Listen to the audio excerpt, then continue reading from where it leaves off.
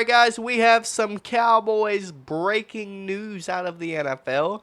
First off, their CEO and Vice President Stephen Jones has said that George Pickens will play on his franchise tag this year and will not get a long-term extension with the Cowboys after this year.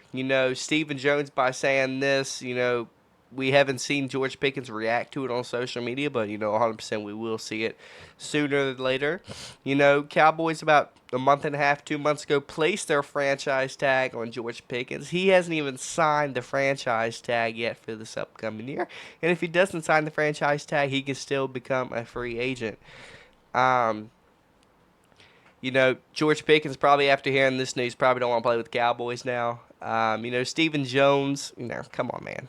Jerry Jones, Stephen Jones, worst owners in the NFL, and he's gonna come out and straight up say it like this.